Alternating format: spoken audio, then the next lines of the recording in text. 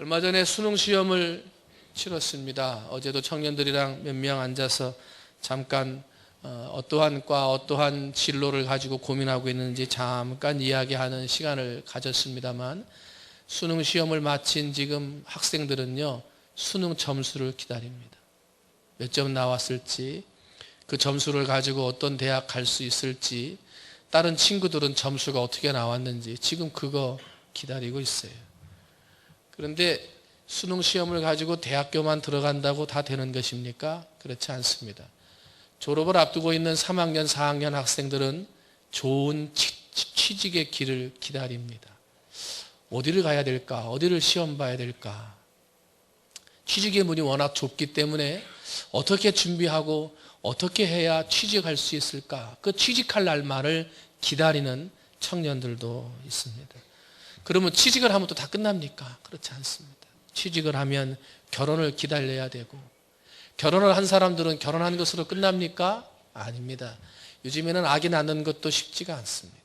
결혼을 하면 다 임신하고 아기를 낳는 줄 알았는데 그렇지 않아요. 그래서 결혼한 사람들은 임신할 날을 기다리고, 또 아기만 뵈면 다 아들, 딸이 나옵니까? 안 그래요. 뱃속에서 죽는 아이도 있고 나오면서 잘못되는 아이들이 참 많이 있습니다. 때문에 10달 동안 아이를 품고 있는 엄마와 아빠는 그 아이가 순산되어서 나오기만을 또 기다립니다. 나이가 들수록 죽음을 기다리게 되고, 나이가 들수록 내 인생을 바라보며 내 끝을 기다리게 됩니다. 원하지 않는 질병으로 병원에 입원하거나 다쳐서 병원에 입원한 사람들은 빨리 건강해질 날을 기다립니다. 추수가 다 끝난 농부는 봄을 기다립니다. 왜? 다시 추수할 날을 기다리는 것입니다. 가게의 문을 열고 장사를 해야 하는 분들은 아침에 문을 여는 순간부터 누구를 기다립니까? 손님을 기다립니다. 손님이 많이 오기를 기다려요. 주일날 아침에 예배를 드리려고 예배 시간이 됩니다. 그럼 목사는 누굴 기다립니까? 성도를 기다립니다. 오늘은 빠지지 않고 오실라는가? 오늘은 교회 예배당 안에 하나님의 은혜로 성도들이 모여서 다 함께 예배 드릴 수 있겠는가? 이것을 기다리고, 성도가 또 좋아지기를, 건강에 좋아지고 하는 일이 잘 되기를 기다리며 성도들을 위해 기도하고 목회하는 게 목사의 심정인 것입니다. 세상은 기다리는 것입니다. 여러분은 지금 무엇을 기다리고 계십니까? 여러분은 지금 어떤 것을 기다리며 살고 계십니까? 기다린다는 말은 히브리어 카바에서 나왔습니다. 그런데 기다림의 말과 이 카바라는 말하고 그 다음에 타크바라고 하는 말이 있는데, 이 타크바는 기다릴 때 소망을 가지고 기다린다는 소망을 의미합니다. 그래서 즉 이 기다린다고 하는 말하고 소망이라고 하는 말은 한 단어의 어원에서 나왔다는 거예요. 그러니까 기다리는데 소망이 없으면 기다립니까? 건강해질 것이라는 소망, 대학을 졸업하면 좋은 데 들어갈 거라는 소망, 결혼을 하면 아이를 낳을 수 있을 거라는 소망이 있어야 기다리는 것이지, 소망이 없이 기다릴 수 없습니다. 소망이 없으면 포기하죠. 그냥 끝내버립니다. 인생을 포기하거나 삶을 포기하거나 생명을 포기하는 사람들은요, 기다리고 기다리다가 지쳐서 소망이 끊어지게 되니까 삶을 포기하더란 말입니다.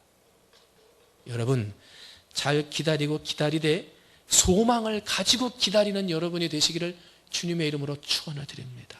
때문에 잘 기다리는 사람은 그 안에 소망이 있는 사람이에요. 소망. 잘 된다는 소망, 건강해진다는 소망, 지금보다 좋아지리라고 하는 소망을 가지고 기다리는 사람에게 진짜 기다림의 복이 임하는 거예요. 하박국 선지자는 이 묵시는 정한 때가 되어야 이루어지리라, 이것은 공연한 말이 아니고 비록 더딜지라도 그때를 기다리라, 반드시 올 것이다, 늦어지지 않을 것이다 라고 하나님의 말씀을 대언합니다. 이를 성취하시는 하나님, 우리의 기다림의 끝에 소망을 이루시는 하나님, 그 하나님께 소망을 두고 기다리라. 좀 더디 올지라도 기다리라. 왜? 반드시 이루어질 것이기 때문에.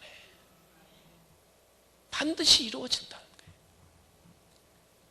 아브라함이 아들을 주겠다 하나님의 말씀을 몇 살에 받았습니까? 75살에 받았습니다. 75살에 아들을 주겠다 말씀을 받았으면 76살이나 7살 때 아기가 나와야지요. 지금 75살에 아기를 임신하고 낳는다는 것, 이것도 엄청난 기적이지 않습니까? 그런데 무려 25년 동안 아들이 생기지 않았습니다. 그리고 25년 후에 100살 때에 아들을 낳았습니다. 근데 여러분, 히브리서 6장 15절을 보면 아브라함이 오래 참아 이 약속을 받았느니라 그랬습니다. 1년을 기다리는 것도 힘들고요. 여러분, 75살에 하나님의 응답의 말씀을 받았어요. 이 응답이 빨리 이루어지기를 원하지 않겠습니까? 75살인데. 그런데 무려 몇 년을 기다렸습니까? 25년. 그러면 아브라함이 어떻게 25년을 기다릴 수 있었습니까? 하나님의 아들을 주겠다 약속하신 말씀이 있었기 때문에, 그 말씀을 마음의 소망으로 삼고 그 말씀을 굳건하게 붙들어 삶으로 25년을 기다릴 수 있었던 거예요. 25년. 만약에 하나님의 약속해 주신 말씀에 소망이 없었다면 아브라함이 어떻게 25년을 기다렸겠습니까? 하나님의 약속의 말씀을 붙들고 참고 오래 인내함으로 결국은 그 소망을 이루었던 거예요. 신약을 보면 예루살렘에 시므온이라고 하는 사람이 있다 그래요. 이 사람은 이스라엘의 위로를 기다리는 사람이었다 그랬고요. 노인이 되기까지 수십 년 동안 아기 예수님의 탄생을 기다렸던 사람이 시므온이에요. 그런데 시므온은 매우 나이가 늙은 노인이었다라고 성경은 기록합니다. 그러면 어떻게 이렇게 시므온이 오랜 시간 동안 예수를 기다릴 수 있었느냐? 수십 년 동안 아기 예수가 오기만을 어떻게 이렇게 기다릴 수 있었느냐는 거예요. 누가복음 2장 26절에서 거기에 대한 비밀을 가르쳐 줍니다. 시므온은 그리스도를 보기 전에는 죽지 아니하리라. 어떻게 한다고요? 예수를 만나기 전에는, 아기 예수 그리스도를 보기 전에는 죽지 아니하리라. 이 말씀을 받았더니요, 수십 년의 시간 동안 아기 예수가 오지 않았지만 시므온은 그래, 아기 예수를 만나기 전에는 죽지 아니하리라. 하나님이 말씀해 주셨다. 이 말씀을 소망으로 삼고 말씀을 붙들었더니요, 수십 년 동안을 기다리다가 어떻게 됐습니까? 아기 예수를 그 품에 안는 영광을 맛보게 되었던 겁니다. 그냥 무턱대고 기다린다고 되는 게 아니에요. 그냥 무턱대고 기다린다고 몇 년을 기다리겠어요. 여러분, 하나님의 말씀이 살아서 성도들의 가슴판에 새겨지고 그 말씀이 여러분에게 약속의 말씀, 믿음의 말씀이 돼서 설령 20년, 25년, 수십 년을 기다리라 하더라도 그 약속의 말씀이 이루어질 줄 믿고 믿는다면 반드시 그 약속의 말씀이 소망 가운데 이루어질 줄 믿습니다. 그래서 우리는 말씀을 붙들고 기다려야 돼요.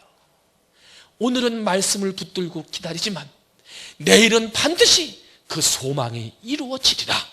이 믿음을 가지고 기다려서 여러분, 하나님이 여러분에게 말씀으로 약속하신 그 소망을 반드시 이루는 여러분이 되시기를 주님의 이름으로 축원을 드립니다. 오늘은 대강절 첫 번째 주일입니다. 이 세상에 있는 모든 교회가 아기 예수님이 이 세상에 오셨던 것을 기념하고, 그리고 아기 예수님이 이 세상의 심판주로, 세상의 재림주로 다시 오실 것을 생각하며 기다리는 대강절로 지키고 있습니다.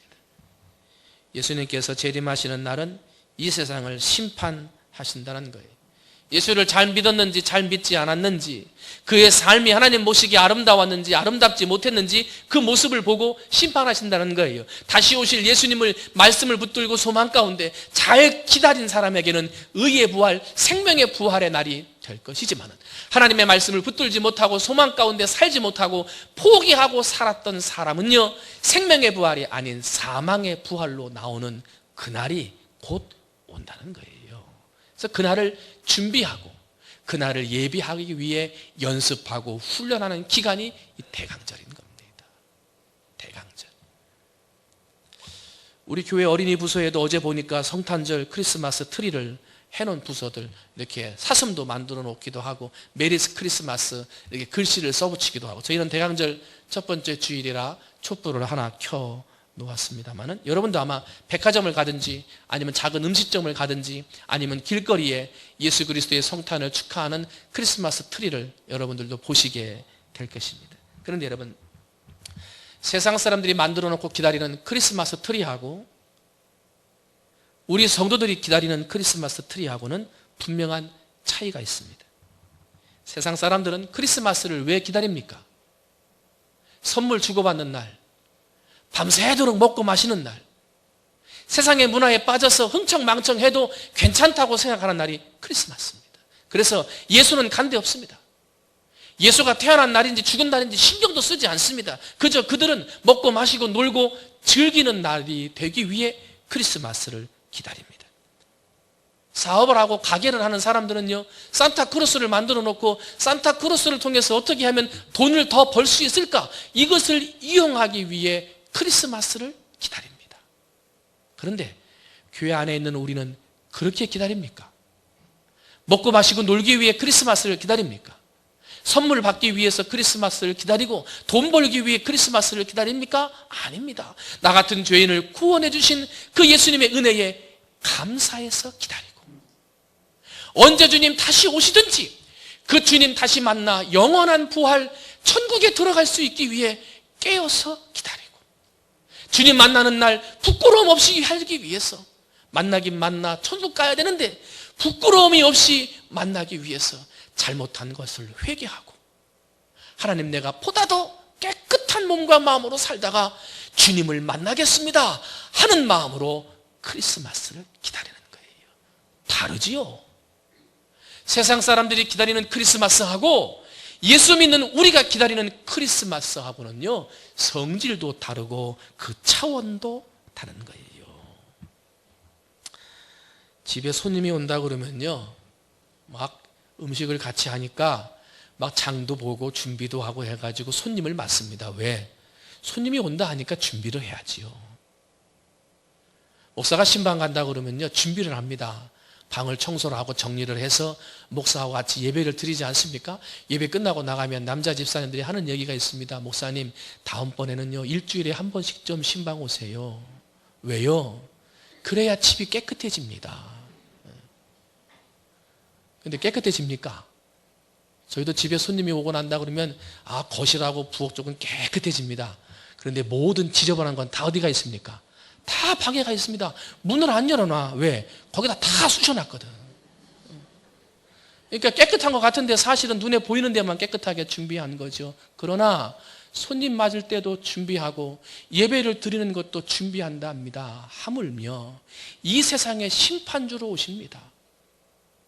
영원한 천국에 갈 것이냐 아니면 영원한 지옥에 갈 것이냐를 심판하러 오시는 그 중요한 날인데 준비를 안 해서야 되겠습니까? 준비해야죠. 잠깐 하는 사이에 예수님이 심판주로 오신 그날 어떻게 판단받느냐에 따라서 내 영원한 삶이 바꾸어지는데 그날을 준비하지 않아서야 되겠냐 말입니다. 이 대강절은 언제 주님이 다시 오실지 모르기 때문에 다시 오실 주님이 오셨을 때 영원한 천국으로 갈 수 있는 사람이 되기 위해 나를 훈련하고 준비하는 기간이 대강절이에요. 때문에 굉장히 중요한 절기입니다. 나라를 잃은 애국지사는 독립의 날을 기다리고, 잠에서 갓 깨어난 어린아이는 어머니의 손길을 기다리듯이 죽음을 벗고 땅 위에 평화를 꿈꾸는 이들은 추운 겨울밤 고요한 성탄을 기다린다 하는 짧은 시 구절이 있는 것처럼 점점 어두워가는 세상, 죄가 점점 만연해가는 세상, 예수께서 이 세상을 심판하러 오신다라고 하는 이 세상을 바라보며 우리는 주님의 오실 그날을 준비하며 기다려야 하는 것입니다. 여러분, 이번 대강절 기간 동안에 나의 모습을 돌이켜보면서 회개할 것은 회개하며 준비하시기를 바랍니다. 신랑이 오신다는데 내가 기름은 잘 준비했는지, 그 기름통 안에는 기름이 제대로 들어있는지 나의 모습을 확인해 보면서 주님 다시 오시기 전에 미리 준비 잘 하시기를 바랍니다. 대강절 기간 동안에 잘못되고 삐뚤어진 인간관계가 있거나 정리하고 회복되어져야 될 일들이 있다고 한다면 주님 오시기 전에 빨리 회복하고 정리하시는, 그래서 예수님 맞을 준비를 하는 여러분이 되시기를 주님의 이름으로 축원을 드립니다. 그러면은요, 오늘 성경에서는 예수님 맞을 준비를 어떻게 하라 하는지 잠깐 몇 가지 살펴봅니다. 첫 번째는요, 한번 따라합니다. 마음을 굳건하게 하라.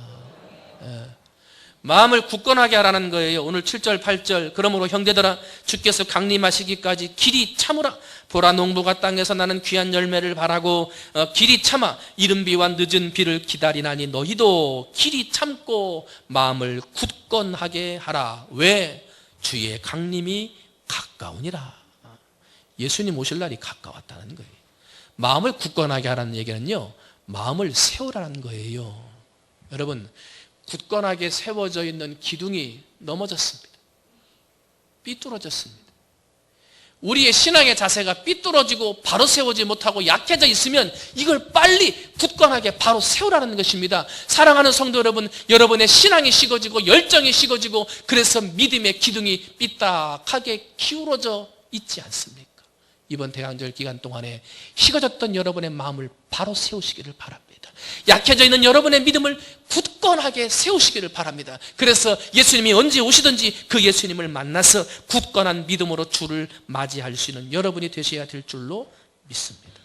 학생들은 지식을 탐구하느라 바빠서 신앙이 시들해지고 약해지기 쉽습니다. 청년들은 이성과 게임에 빠져서 신앙이 굳건해지지 못하고 시들해지기가 쉽습니다. 어떤 사람들은 인생의 목표를 발견하지 못해서 그 인생이 시들어진 사람도 있고요. 어떤 사람들은 돈 버는 일에 바쁘게 살다 보니까 신앙이 흔들리고 약해져 있는 분들을 바라보게 됩니다.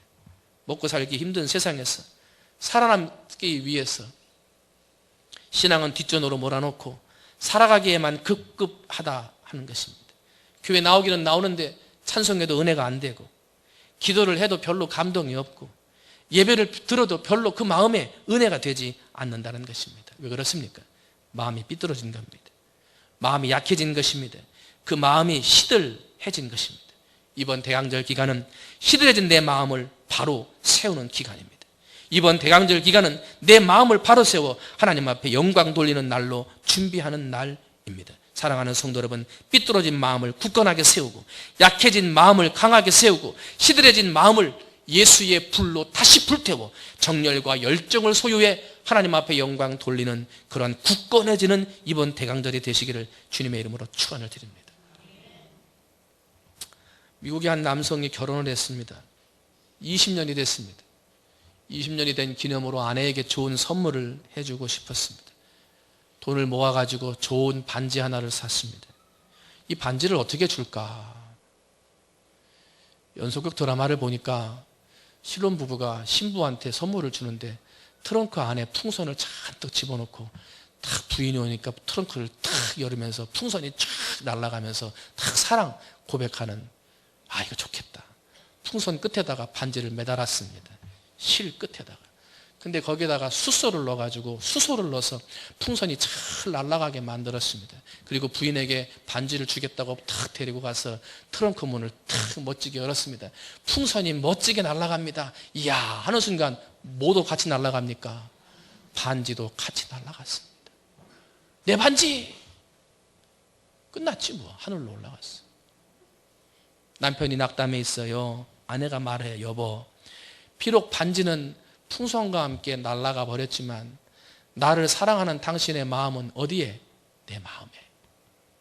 나를 사랑하는 당신의 그 마음은 내 마음에 남았으니 염려하지 마세요 하고 위로해 주었더래요.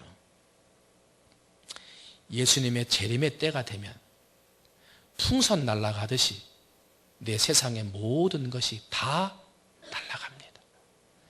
그렇게 중요하게 생각했던 돈도 다 소용없고 날아가고, 그렇게 소중하게 생각했던 내 시간, 재산도 아무 소용없이 다 날아갑니다. 주님 오시는 날 마지막 남는 건 주님을 사랑하는 마음만 남습니다. 얼마나 사랑했는지, 그 예수님 앞에 얼마나 굳건한 신앙으로 열심을 다해 충성했는지 그 마음만 남습니다. 외모도 시간도 물질도 가족도 다 날아갑니다. 오직 마음만 남습니다.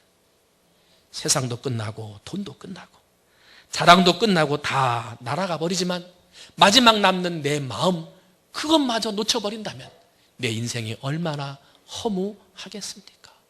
이번 대강절 기간은 허무한 인생 되지 않도록 내 마음을 굳건하게 지키는 날입니다. 다 날아가더라도 내 믿음의 마음은 굳건하게 지켜 주님을 맞이해야 하는 절기입니다. 여러분, 그렇게 내 마음을 굳건하게 잘 세워서 언제 주님 다시 오시든지 그 주님을 맞이할 수 있는 여러분의 마음, 믿음이 되시기를 주님의 이름으로 축원을 드립니다. 두 번째는요, 대강절 기간 동안에 우리가 어떻게 대강절을 지내야 됩니까? 한번 따라합니다. 인내하자. 뭐 하자고요? 인내하자. 10절 11절입니다. 형제들아, 주의 이름으로 일한 선지자들은 고난과 오래 참음의 본으로 삼으라. 보라, 인내하는 자를 우리가 복되다 하나니 너희가 욥의 인내를 들었고 주께서 주신 결말을 보았거니와 주는 가장 자비하시고 긍휼히 여기시는 이시니라 그랬어요. 형제들아, 주께서 강림하시기까지 길이 참으라 그랬어요. 주를 기다리는 사람은 참고 견뎌야 합니다. 이겨내야 하는 것입니다. 초대교인들을 봅니다. 말할 수 없는 핍박, 고난이 있었습니다. 그러나 그 과정을 잘 참고 견디고 이겼기 때문에 결국은 자신들을 핍박했던 로마라고 하는 나라를 복음으로 점령해서 자기를 핍박하던 로마가 기독교 국가가 되게 하고 가장 많은 기독교인을 죽이고 참수했던 로마 땅 한중앙에 지금은 바티칸이, 거기에 교황청이 지금 그 자리에 세워져 있습니다.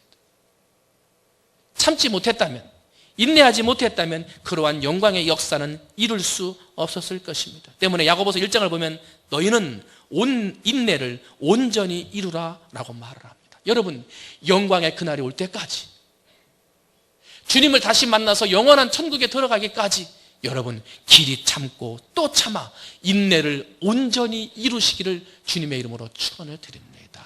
힘들고 어려워도, 마음 먹은 대로 되지 않아도, 인생의 시험과 시련이 계속 다가와도 길이 참으라. 언제까지?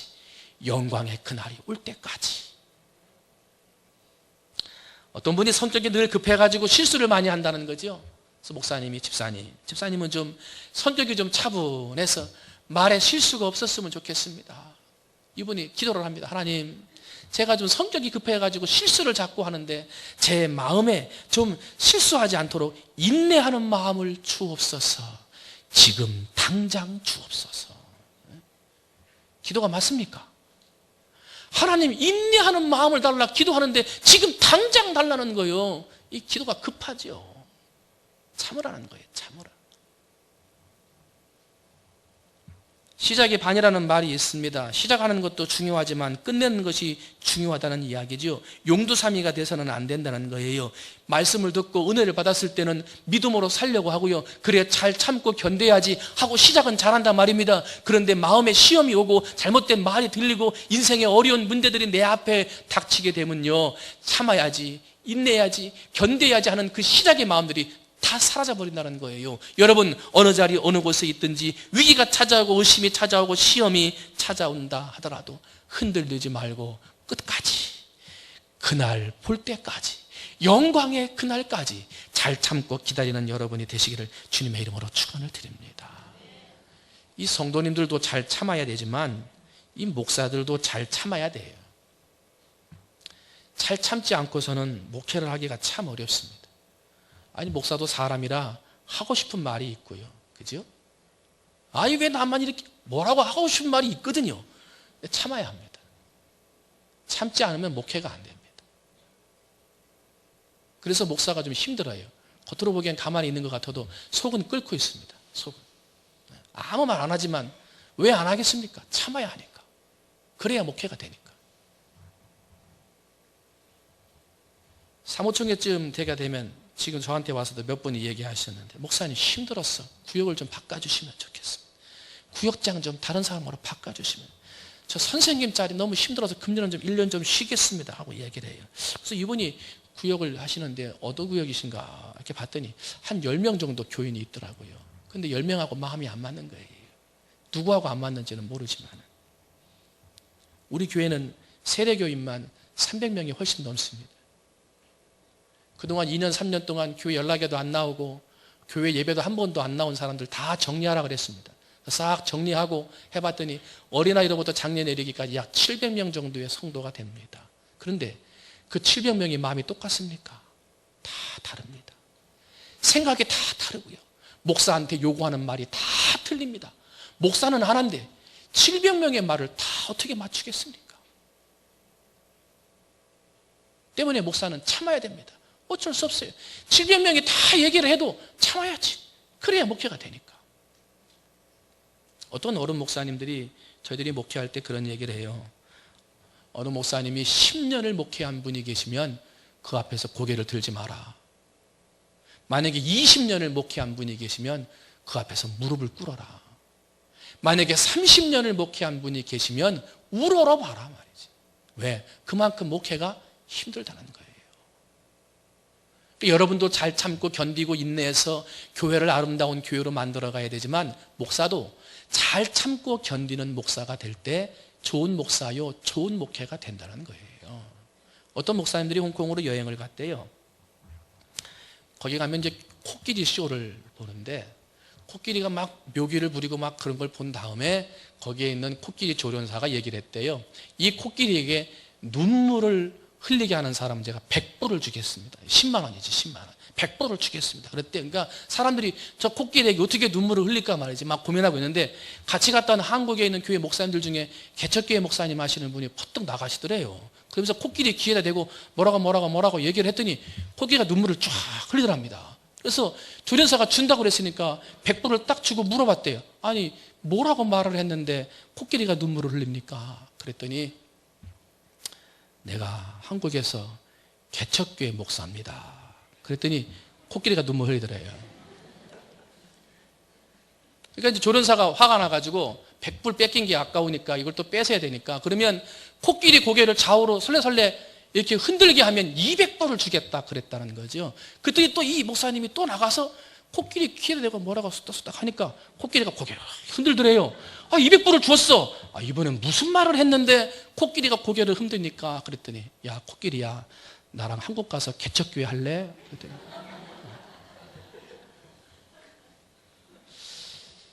세계에서 제일 치열한 목회 현장의 나라가 어딘 줄 아십니까? 한국입니다. 가장 큰 교회들, 가장 치열한 목회 현장이 한국인 것입니다. 때문에 이 자리에서 목회한다는 것이 그렇게 쉽지만은 않다는 거죠.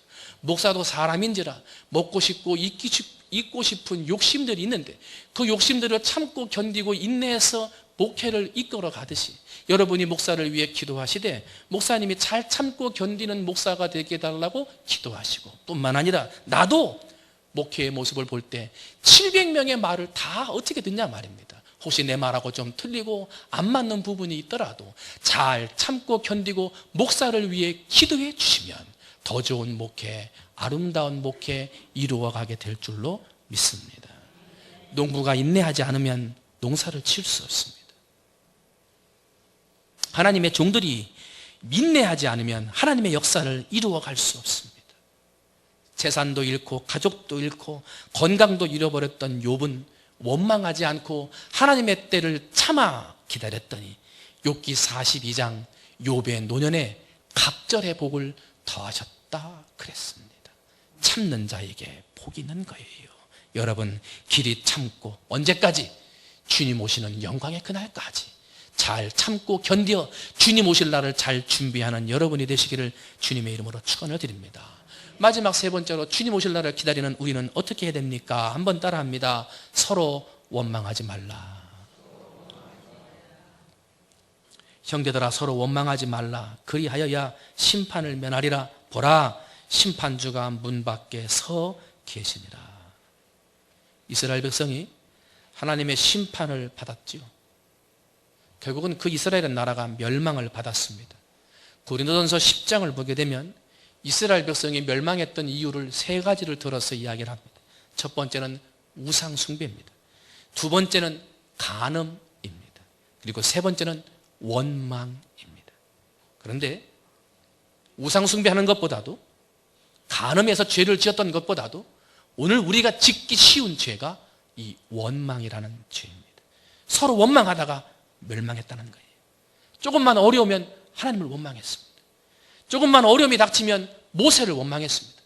가다가 물만 없어도 지도자를 원망하고 여호수아를 원망했더니 하나님은 그거 원망을 하나님을 원망한다 생각하셨고, 그래서 이스라엘 백성을 멸망시키셨다는 거예요.